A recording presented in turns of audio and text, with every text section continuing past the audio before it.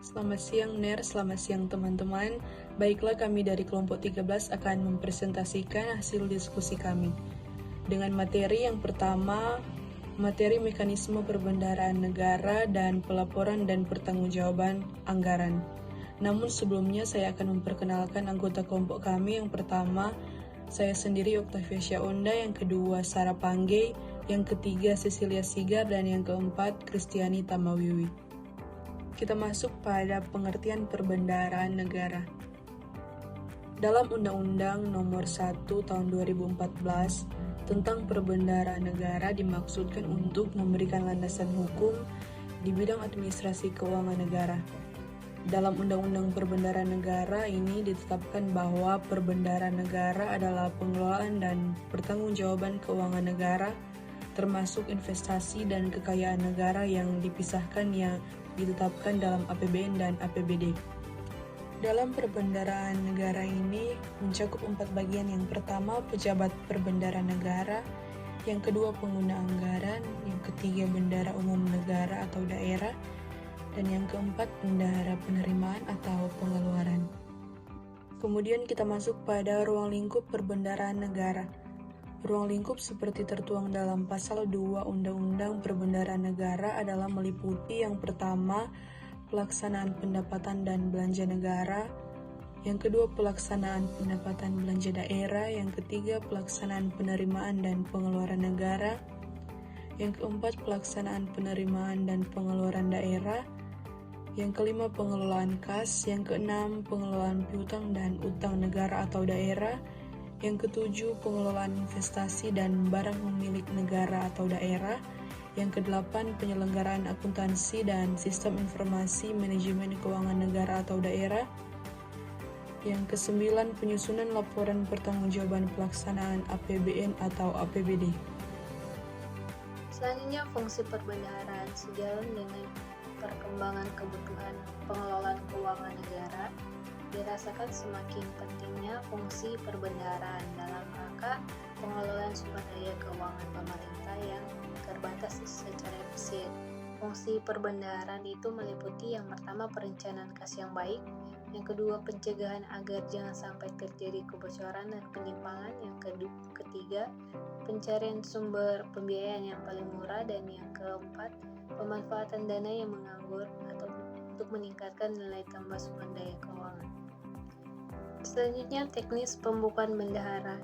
Bendahara melakukan pembukuan atas seluruh penerimaan dan pengeluaran uang yang ada di satuan kerja berdasarkan tugasnya. Pembukuan bendahara dilakukan pada buku kas umum, buku kas pembantu, dan buku kas pengawasan anggaran. Pembukuan dilakukan terpisah untuk setiap daftar isian pelaksanaan anggaran atau DIPA. Apabila bendahara mengelola falas atau valuta asing, pembukuan dilakukan terpisah untuk setiap falas namun dituangkan dalam satu LPJ bendahara atau laporan pertanggungjawaban bendahara. Dalam hal bendahara mengelola falas, bendahara membuat catatan atas keadaan kurs transaksi per kas negara. Selanjutnya, pelaporan dan pertanggungjawaban anggaran. Di sini ada pihak yang terlibat. Yang pertama yaitu Menteri Keuangan, yang kedua Presiden, yang ketiga DPR atau Dewan Perwakilan Rakyat, dan yang ketiga BPK atau Badan Pemeriksa Keuangan. Selanjutnya kita masuk pada pertanggungjawaban anggaran. Untuk pelaksanaan APBN, yang bertanggung jawab atas pelaksanaannya adalah Bendahara Umum Negara. Bendahara Umum Negara adalah pejabat yang diberi tugas untuk melaksanakan fungsi Bendahara Umum Negara.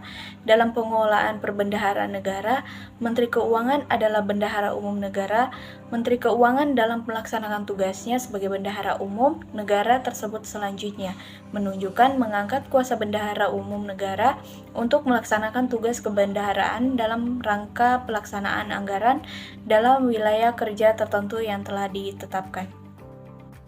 Laporan keuangan. Menteri Keuangan selaku pengelola fiskal menyusun laporan keuangan pemerintah pusat untuk disampaikan kepada Presiden dalam rangka memenuhi pertanggungjawaban pelaksanaan APBN.